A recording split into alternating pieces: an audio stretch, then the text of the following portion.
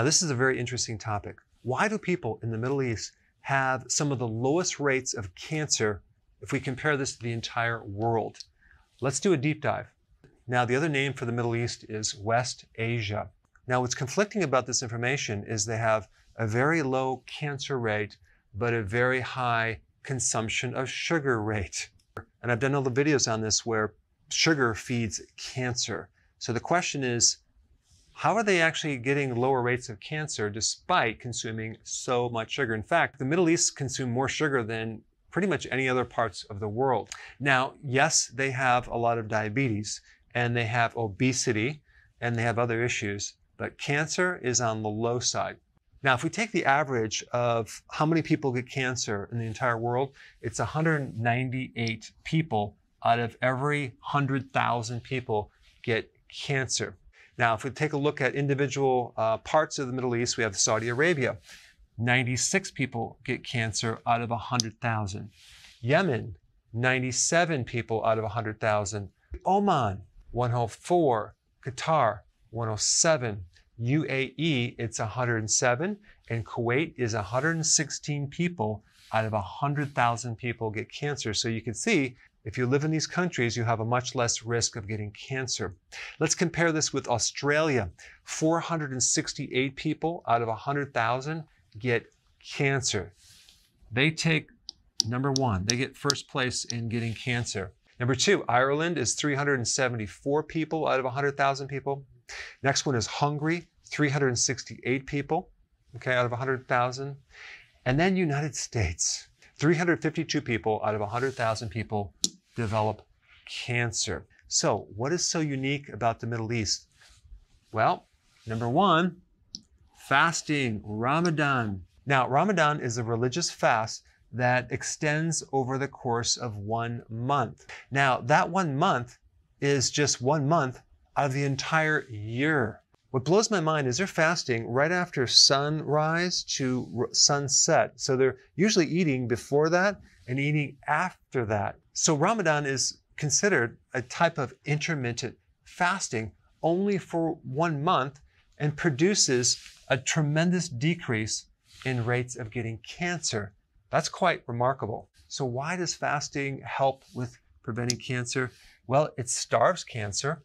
Do you realize there's between 10 and 50 times more insulin receptors in a cancer cell versus a normal cell? What does that mean? That means that cancer cells have a very avid or greedy hunger for glucose because they have more receptors to eat glucose, okay? So this is how they diagnose cancer through a PET scan. A PET scan identifies areas in the body that have a very high metabolism of sugar. So cancer loves sugar, and when you're fasting, you're not consuming sugar. All right, number two, autophagy. Fasting stimulates autophagy, which is a condition that helps to recycle old damaged proteins. It helps to recycle old damaged things like damaged mitochondria.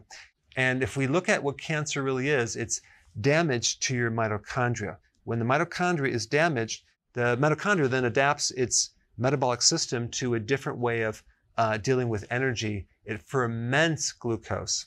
When you fast, you kick in this autophagy and you're recycling damaged mitochondria, which is going to decrease your risk for cancer. The third thing about fasting is that when you fast, you generate new immune cells. You strengthen your immune system.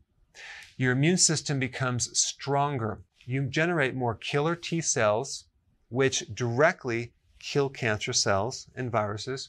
And you also stimulate more helper T cells, which indirectly help reduce cancer. All right, next point about fasting. It's one of the best things to get rid of inflammation. Cancer tends to spread, migrate into areas of inflammation. So fasting is one of the most potent anti-inflammatories. So it's going to reduce the risk of cancer being spread. Also, when you fast, you increase the antioxidant networks of the body. So these things that actually protect you against free radical damage, like in the mitochondria, are improved or enhanced when you fast. So that's going to decrease the risk of getting cancer right off the bat. Fasting is one of the oldest therapies, Even Hippocrates mentioned fasting quite extensively, and he had an interesting quote, "But to eat when sick is to feed the illness." Okay, so when you're ill, you don't want to eat very frequently. And he was considered like the foundational father of medicine. Okay, fasting is number one. Number two would be the spices that people eat in the Middle East. Turmeric, okay, loaded with anti-cancer properties, and it's one of the best things to get rid of inflammation. Saffron has a certain phytonutrient that's very, very anti-cancer. Cardamom, anti-cancer properties. Nutmeg, caraway, cinnamon, and coriander all have anti-tumor and anti-cancer properties. Plus, on top of that, certain foods that have additional anti-cancer properties: black seeds, olive oil, dill, sesame seeds, and dates. Now, I don't recommend consuming dates if you're trying to lose weight or if you're doing the ketogenic diet, but there are certain phytonutrients in dates that have anti-cancer properties. All right, number three, low tobacco usage for women in the Middle East, okay? Not men, okay, that's probably increased, but women. And if you actually add up the women and the men, the reduced weight of women using tobacco is so low, it makes the whole average come way down. I mean, take a look at this. 20% of the population smokes, okay? That's 1 out of every 5 people. Yet, if we look at women in the Middle East, in Iraq, it's 3%, okay? Not 20%. Yemen, it's 9%, okay, compared to 20% worldwide. And then we have Kuwait, which is only 3%. Saudi Arabia, 2%. The UAE, 0.8% of the entire female population in the UAE smokes. That's very, very insignificant compared to the worldwide average. And then we get Oman, 0.7%, okay? Compared to 20%, insignificant amount of women in that area of the world. Now, if we compare that to women in Chile, it's 40%. That's more than 2 times the world average. And then Serbia is 41%. So smoking is definitely linked to cancer. You already know that. In fact, the risk of getting cancer if you smoke or chew tobacco is 22 times the risk compared to people that do not smoke or chew tobacco. 25% of all cancers out there are caused by either smoking or chewing tobacco. And the other thing you need to realize is there are 5,000 different chemicals in tobacco, okay, in cigarettes, okay, and 70 of them have a direct link to cancer. And just as a side note, vaping also is linked to cancer of the colon, of the lung, because of the nicotine and other chemicals. And number 4, alcohol is prohibited in most areas of the Middle East. Drinking alcohol increases the risk of 6 different types of cancer. If you drink alcohol, you're more at risk of getting cancer of the liver and also of the oropharyngeal area, which is the area in the back of the throat and also includes the back of the tongue and the upper roof of the mouth. And it just so happens people in the Middle East have the lowest rate of getting cancer in this area of the body.